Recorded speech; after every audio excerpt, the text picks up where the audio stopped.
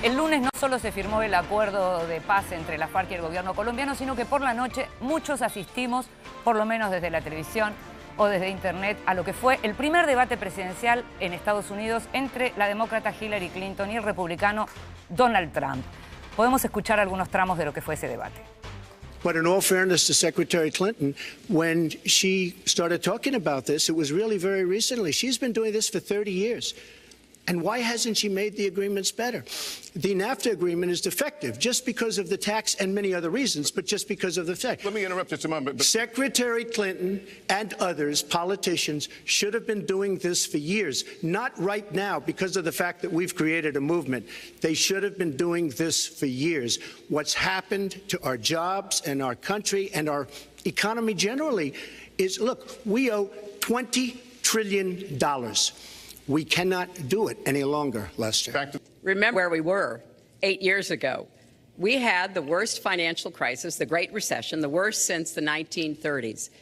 That was in large part because of tax policies that slashed taxes on the wealthy, failed to invest in the middle class, took their eyes off of Wall Street, and created a perfect storm.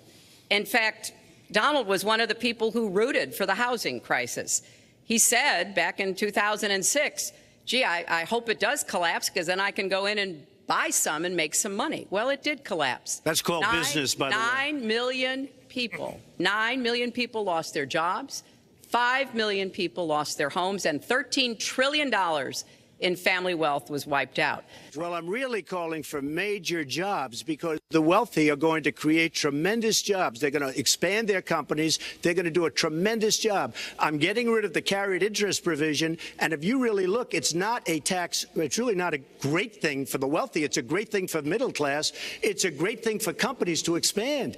And when these people are going to put billions and billions of dollars into companies, and when they're going to bring $2.5 trillion back from overseas, where they can't bring the money back because politicians like Secretary Clinton won't allow them to bring the money back because the taxes are so onerous and the bureaucratic red tape. So what is so bad?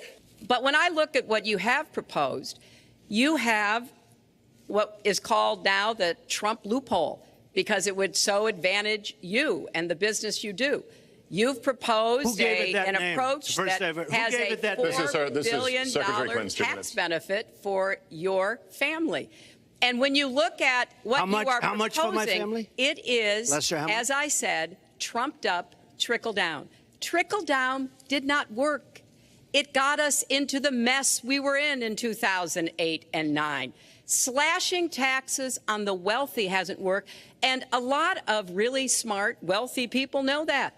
I will release my tax returns against my lawyer's wishes when she releases her 33,000 emails that have been deleted. As soon as she releases them, I will release my tax returns, and that's against my lawyers. They say don't do it.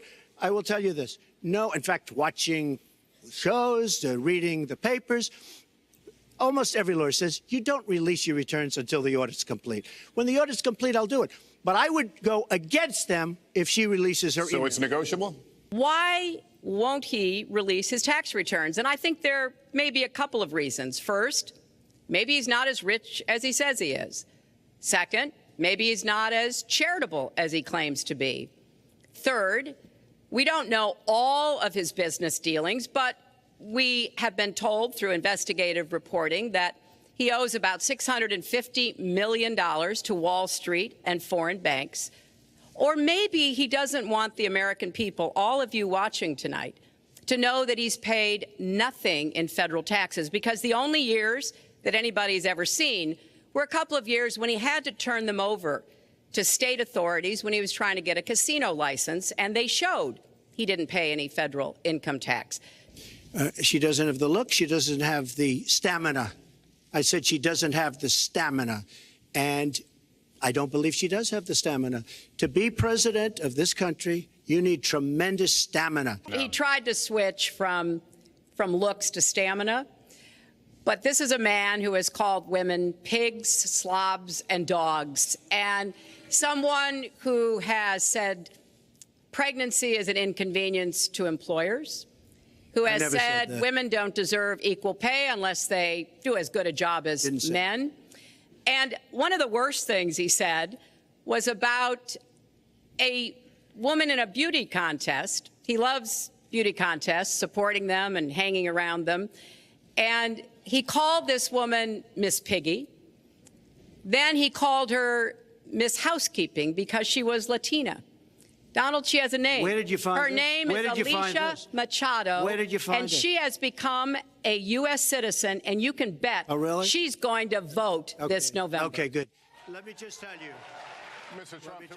Veíamos unos tramos de lo que fue el debate y ahí podíamos apreciar, primero, las veces que Trump la interrumpía, segundo, la serenidad o tranquilidad que mantuvo, que trató de mantener Hillary Clinton justamente porque sabía que le podía jugar en contra, y algunos problemas con el sonido que Donald Trump denunció como que había sido intencional y que efectivamente un comité terminó de comprobar que había un problema con el micrófono de Donald Trump. Esto más allá de lo que decían, esto más allá de que por momentos la discusión era delirante entre dos multimillonarios, con la diferencia de que una es mujer y defiende los derechos de las mujeres y el otro es un hombre que ataca a las mujeres. Francamente no había otras muchísimas grandes diferencias. Sí, pero no, eso y también otra cosa. A mí me parece que la debilidad de Trump para este caso, en esta situación, es que también la pone a ella en una situación de demostrar que ella fue primera dama, pero activa políticamente, senadora activa y además secretaria de Estado. Cuando ella le dice que tiene 112 países viajados, que ha negociado la paz, que ha participado en la liberación de presos, que ha estado en situaciones difíciles, me parece que ella lo logra y que en ese caso, cuando él le cuestiona la fortaleza, él queda un poquito mal. Por otra parte, también es cierto que esta calma que él promete romper, porque dijo que iba a ser nastier, o sea, más sucio en el próximo debate del 9 de octubre ya, es inminente en la Universidad de San Luis, también a él le genera un beneficio entre quienes lo ven muy agresivo. La última encuesta de Fox News de hace unas 10, 13 horas más o menos, dice que la diferencia sigue siendo muy poca, 43 ella y 40% él. La dan a ella por ganadora en este debate, de todos modos, Jorge, En ¿no? este debate sí, pero lo increíble es el parecido de Donald Trump con Silvio Berlusconi, y sobre todo cuando habla de las mujeres. Y a mí me parece que el problema no es Donald Trump ni es Silvio Berlusconi, sino es ese público que aplaude ese tipo de intervenciones y que en cierto modo está aupando a un candidato que en este caso se burla de Alicia Machado, que participa de la campaña de Hillary Clinton, fue Miss Universo en su momento, y Donald Trump la trató, como veíamos, la trató de Miss Piggy o Miss Cerda, no sé cómo traducirlo, porque la verdad es que es horrible, o Miss Ama de Casa por ser latina. Hay un dato que es muy importante. ¿Qué hicieron el día después? Fueron a hacer campaña, claro. Hillary se fue a Carolina del Norte y Trump se fue a Florida. ¿Por qué? Las elecciones en los Estados Unidos son indirectas y se votan colegios electorales. Allí, estos son estados en los cuales los republicanos, sobre todo en Florida, han ganado casi siempre. Bueno, allí fueron a hacer campaña. En esos estados ya se vota en forma anticipada. Hay un 40% del electorado norteamericano que hoy puede votar para el 8 de noviembre. Y de paso, el 8 de noviembre, si vota por anticipado, tiene la tarde libre. Qué bien, qué ansiedad, ¿no? Ir a votar antes. Aquí Sí, se votó por correo antes, se votó. ya. Sí, sí. Ahora, me parece interesante, recuperando la cuestión del debate, pensar el debate como un género televisivo, que es lo que es al final, porque el debate, que es algo casi un invento norteamericano, Que ahora vamos a ver un informe sobre exportado, eso. vamos a ver un informe sobre eso, exportado a muchos otros países del mundo donde hay debate, muchas veces se presenta como una forma de ver a los candidatos al desnudo, como la realidad que te muestran los candidatos. Cuando en realidad el debate es una puesta en escena, como cualquier otra puesta en escena, que tiene una construcción escenográfica en función de la cual los candidatos se desempeñan, y que, como cualquier género de comunicación política, premia algunos rasgos y castiga otros. Claro. Por ejemplo, en el debate vale si vos tenés respuesta rápida, si sos ingenioso, si sos telegénico, si tenés autocontención. Lo último que tenés que hacer en un debate es perder la paciencia. es enojarte. Ahora, y hay otros aspectos de los candidatos que no se pueden ver en un debate. La reflexividad, la capacidad estratégica, la voluntad, la capacidad de concentrarte en un tema, pensarlo, tomarte un tiempo y después decidir. El comandante en jefe no se ve en el debate. Son cosas que no se ven en un debate, digamos. Ahora, mi pregunta es, teniendo en cuenta este sesgo que tiene un debate, que no es lo mismo, hay otros géneros televisivos, una entrevista a fondo, por ejemplo, una entrevista a Trump sentado en una mesa con un entrevistador que durante 2 horas le pregunta, digamos. Qué lindo. Ese sería es otro género televisivo. Sí. O la capacidad de escribir un artículo, por ejemplo, digamos, o dar una conferencia de prensa. Son diferentes géneros. Ahora, en este género de debate me parece que Trump tenía una ventaja. Él tiene una capacidad de moverse en televisión a la cual Hillary, que muchas veces luce como muy distante, poco empática, tiene una sonrisa casi condescendiente por momentos, digamos. Y arrogante. Y arrogante. Es muy sólida en el manejo de los temas, cosa que en los debates no siempre es importante. Quedó claro al final del debate. Fíjense que al final del debate, Hillary, Chelsea, Bill Clinton van hacia el público y saludan, tocan. Eso es lo que le falta a Hillary, el contacto con la gente. Muy fría eso. Donald Trump se ubicó en el lugar del escenario donde más luz había. A ver, yo coincido, está bien eso, claro, yo coincido con lo que están diciendo y también me parece que Hillary nos habla un poquito a nosotros, mientras Donald Trump le habla a otro público, a un público que tampoco le alcanza solo con ese público para ganar, eso ya sabemos, es decir, ese público de hombres blancos, no instruidos, frustrados, que tal vez nunca salieron de la pobreza o que alguna vez habían salido, cayeron y no volvieron a remontar, con eso solo no le va a alcanzar. Sí, habría que ver cómo piensa el otro público, ¿no? Como dice un colega, dice el camionero de Missouri a quien vota. Claro. Si no se siente también atraído por ese discurso de Trump que le defiende tanto el nacionalismo. Ahora, yo rescato de la parte que tomábamos, que pasábamos del debate. Sí. Hay 2 aspectos económicos que es interesante verlo, por lo que resulta del debate. Uno es el que tiene que ver con la crisis financiera. Empezó Donald Trump atacando a Hillary Clinton, diciendo que todo lo que se hizo estuvo mal desde el Estado para resolver el tema de la crisis financiera, porque no resolvieron el tema, es un tema que se sigue prolongando, inclusive a nivel internacional. Y eso es cierto. La devolución de Hillary Clinton fue, ¿y ustedes como millonarios qué hicieron? Si le dimos todo y en vez de ayudar a recuperar la economía, lo que hicieron fue seguir especulando. Ustedes hicieron negocio y lo acusó directamente de ser uno de los beneficiarios de la especulación inmobiliaria. Es interesante ver esto porque lo que nos está reflejando, que seguramente no es lo que quería mostrar, es la sociedad que hubo entre el Estado y los grupos económicos poderosos para aprovecharse de la crisis y no resolverla. Es decir, reeditar la crisis. Y en realidad lo que estaban representando estos 2 candidatos ahí eran esos. El Estado que estuvo al mando del gobierno estos 8 años y la clase económica poderosa, que es lo que hizo durante la crisis y post-crisis. Igual, Raúl, una cosa, perdón que interrumpa. Sí, tenemos que ver un informe. La gente, o por lo que yo veo de lo que se está debatiendo ahí, en realidad finalmente va a optar por el candidato que menos le disgusta. En esta ocasión se dice que son los peores candidatos que pudo haber. Sí, tienen gran rechazo. El carisma de Trump es muy cuestionable por lo que es Trump y ella no logra tener el carisma, o sea, que todos desearían de una candidata que es menos agresiva que el otro. Tal cual. Y el otro punto que quería marcar, muy cortito, ¿no? que va en línea de eso. Digo, fíjate vos cómo hablan cuando hablan del tema de los impuestos. Hablan del... A ver, si los impuestos a los ricos, ¿en cuánto benefician a la gente? Porque generan empleo, si existe o no existe el derrame. Pareciera que está más asentado en qué imagen quieren dar ellos desde el poder, que en los beneficios que te pueden dar como miembro, como ciudadano, como trabajador. Y un datito más, cuando ella dice, tal vez él no es tan rico como dice. O sea, él no quiere mostrar como si eso fuera realmente muy importante. Pero recién José les hablaba de lo que tiene que ver con el debate como género político y tenemos un informe precisamente sobre los debates presidenciales en Estados Unidos. The candidates need no introduction. The Republican candidate, Vice President Richard M. Nixon, and the Democratic candidate, Senator John... Hermoso. Era el 26 de septiembre de 1960 y millones de norteamericanos se aprestaban a ver el primer debate televisado en la historia de las elecciones presidenciales. En el estudio, el experimentado vicepresidente republicano Richard Nixon, de 47 años, enfrentaba al ascendente senador demócrata John Fitzgerald Kennedy, de solo 43. Kennedy, sabiendo que estaba frente a una oportunidad singular, había cancelado todos sus actos del día para prepararse.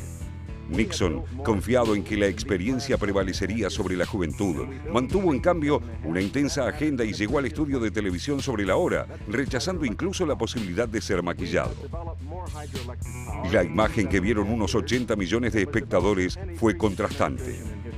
Un Kennedy fresco e impetuoso se llevó por delante a un Nixon ojeroso y transpirado que lucía más avejentado de lo que su documento reflejaba. Y la serie de debates entre ambos continuó, pero finalmente el joven senador de Massachusetts fue elegido como el 35º presidente de los Estados Unidos. Medio siglo después, aún se discute la incidencia de aquel cotejo en la voluntad de los votantes. Lo que sí es seguro es que el cruce de una hora, que incluyó turnos de presentación, preguntas de un panel y declaraciones finales, fue la primera oportunidad en que los candidatos a la presidencia del país más poderoso del mundo se sometían al lenguaje y los códigos de la televisión. Ahora, otro 26 de septiembre, pero 56 años más tarde, los dos candidatos presidenciales más importantes volvieron a enfrentarse en un debate cara a cara frente a las cámaras de televisión, un cruce que fue visto por 80 millones de personas. Hillary Clinton por los demócratas y Donald Trump por los republicanos, en un virtual empate técnico según los sondeos, inauguraron la serie en la Universidad neoyorquina de Hofstra. El segundo encuentro, que esta vez incluirá las preguntas de los ciudadanos, se realizará el 9 de octubre en la Universidad de San Luis y el tercero, el 19 del mismo mes, en la Universidad de Nevada, en Las Vegas. Para los espectadores actuales, mucho más habituados a la televisión que aquellos que vieron el cruce Nixon-Kennedy en los 60, el ejemplo más cercano de un debate polémico sea quizás el que ganó Frank Underwood, el cínico político que encarna Kevin Spacey en la serie House of Cards. Sin embargo, los debates presidenciales son toda una institución en el país del norte y la historia recoge algunos datos que ayudaron a darle cierto carácter premonitorio. Muchos aún recuerdan el que sostuvieron en 1976 el demócrata Jimmy Carter y el republicano Gerald Ford, quien afirmó en plena Guerra Fría que no existía dominación de la Unión Soviética en la Europa del Este. La errada afirmación generó un sinfín de burlas y terminó de sepultar sus chances electorales. Otra compulsa televisiva que pasó a la posteridad fue la que enfrentó a Bill Clinton por los demócratas y el presidente George Bush, padre, por los republicanos en 1992. La imagen de un aburrido Bush mirando su reloj con fastidio pobló las tapas de los diarios y llenó horas de televisión. Fue el comienzo del fin para el veterano político. El 7 de noviembre de 2000, todo Estados Unidos siguió con atención el primer debate entre el vicepresidente Al Gore y el republicano George Bush. Al Gore tenía todas las de ganar frente a un limitado Bush, pero dilapidó ese crédito mostrándose irritado y soberbio y acercándose a su rival de una manera que se percibió como amenazante.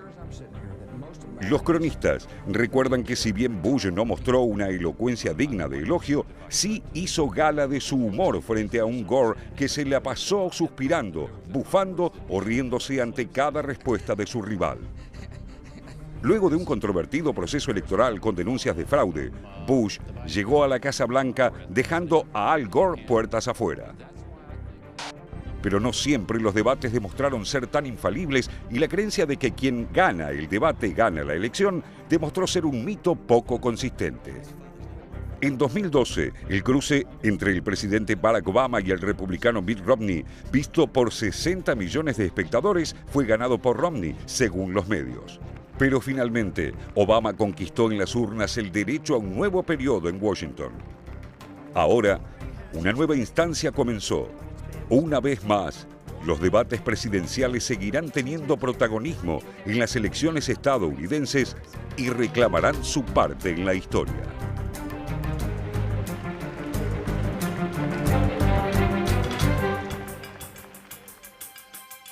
Lo decíamos hace un ratito, sí, es cuestión de prepararse y de no revolear los ojos. Revolear los ojos en un debate, mostrando una señal de fastidio por lo que está diciendo el otro, puede hacerte perder una elección.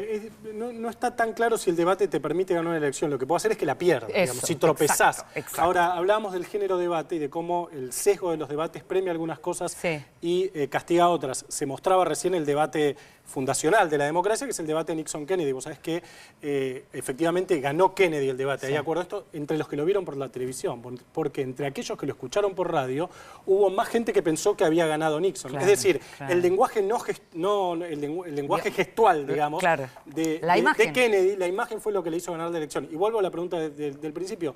cuán importante es el lenguaje gestual para un buen presidente. Sí, la telegenia, ¿no? La telegenia para que un presidente sea un buen presidente. Y Kennedy daba bien. Bueno, no sé, digo, en el caso de Bush y Al Gore, ahí la perdió Al Gore, tal vez. La perdió Al Gore por aburrido, tal vez. Por aburrido y por revolear los ojitos. Sí.